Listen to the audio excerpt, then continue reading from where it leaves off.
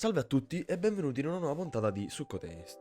Oggi al centro del discorso abbiamo un'opera che di diritto si è conquistata recentemente un posticino nella mia top 10, che mostra un amore liceale nato e messo in pausa durante il primo semestre delle medie, tra un ragazzo esile ed un po' meno mascolino, ma decisamente molto più a modo rispetto agli altri, Ko Tanaka, ed una splendida ragazza, Futaba Yoshioka, che professava di odiare il genere maschile, ma che in cuor suo sapeva di provare un sentimento fortissimo per quel ragazzo, che in modo nervoso gli aveva prestato la sua felpa per asciugarsi i capelli durante un acquazzone.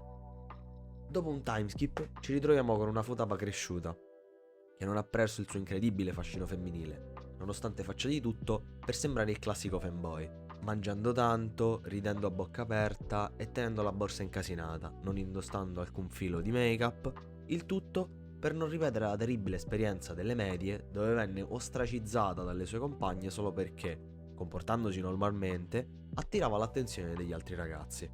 Quindi, non volendo rimanere da sola, senza amici, decide di mettere in atto questa sua falsa personalità.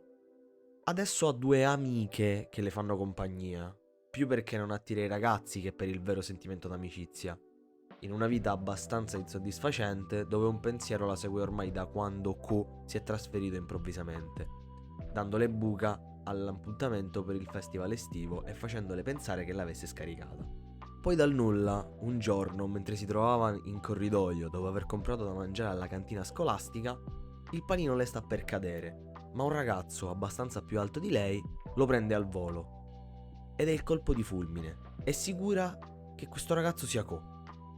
E quest'ultimo, che da quel momento in poi, nonostante cerchi di mantenere le distanze, rientra pian piano silenziosamente nella vita di Yoshioka. Da quel momento Futaba involontariamente cercherà di riallacciare i rapporti con questo nuovo Ko, sapendo in cuor suo che c'è un motivo se è cambiato così drasticamente negli anni in cui è stato lontano da Tokyo. Entra come un fiume in piena per scoprire la verità sul suo passato e per essere presente per lui nei momenti di bisogno. Nonostante ciò, da parte di Ko c'è una sorta di rifiuto verso il passato, partendo dalla messa in chiaro con Futaba sulla veridicità della sua cotta per lei alle medie, ma asserendo che ormai è acqua passata. Una doccia fredda per Yoshioka, che però non demorde e continua per la sua strada.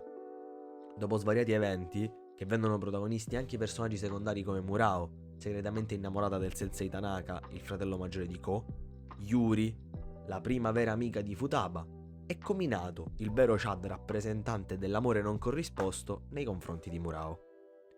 Ma le cose non vanno esattamente secondo i piani, l'equilibrio tra Ko e Futaba si incrina per via di cause esterne. Ed avremo da un lato Ko, che decide di reprimere i suoi sentimenti per Yoshioka, per aiutare una sua amica che sta passando un brutto periodo, e dall'altro Futaba, che, anche trovando un nuovo spasimante, non riesce a togliersi dalla testa Ko.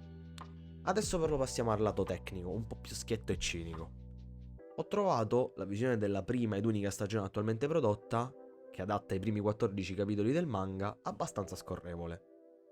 Anche se lascia con un cliffhanger abbastanza pesante e la mancanza di una seconda stagione lascia molto a desiderare. Ma, dato che internet è un mio amico, ho recuperato il manga in scan e devo dire che ne sono rimasto piacevolmente sorpreso. Con i disegni nell'anime, che sono rimasti molto fedeli a quelli della mangaka, disegni che nel manga progrediscono con l'opera, diventando sempre più accurati. Mi è piaciuto particolarmente il pacing della storia, mai lento, mai veloce. Il numero di capitoli, 49, perfetto per gli eventi accaduti. Tutto risulta molto chiaro, senza sbavature importanti, e se ci sono non ci avrò fatto caso. La coppia principale è abbastanza dinamica.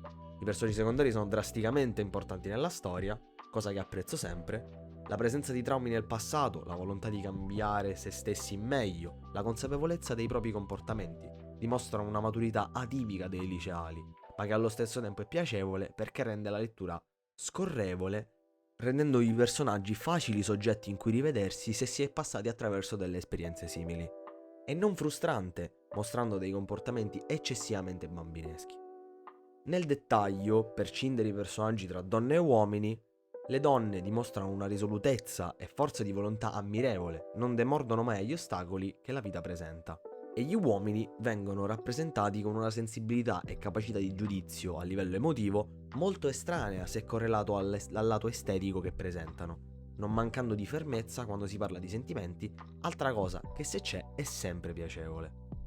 Nell'anime, il comparto audio è degno e non sottotono, per quanto abbia accompagnato solo un terzo del totale dell'opera. Per il resto mi sono affidato al buon vecchio canale YouTube Lo-Fi Girl, che accompagna le mie serate di lettura ormai da mesi. Adesso però siamo arrivati ancora una volta a quello che chiameremo momento opinione personale, che è spoiler, e quindi se andrete via vi ringrazio per l'ascolto e ci si vede la settimana prossima. E quindi, adesso che siamo rimasti in pochi, posso parlare liberamente. Sinceramente, a me l'opera è piaciuta abbastanza. Non darei più di 8, solo perché non mi ha lasciato nulla in particolare, non mi ha cambiato in nessun modo. Anche se la lettura è stata interessante e rilassante.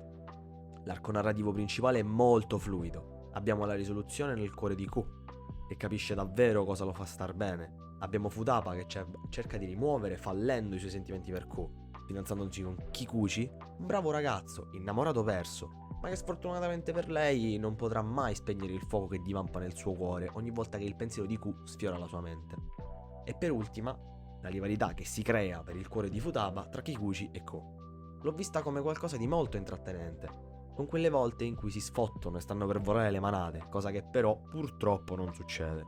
Insomma, questo scontro di sentimenti è davvero interessante, dato che anche i miei amati personaggi secondari hanno le loro side story, trovando la loro felicità. E se devo parlare del finale vero e proprio, mi ha lasciato con un sorriso.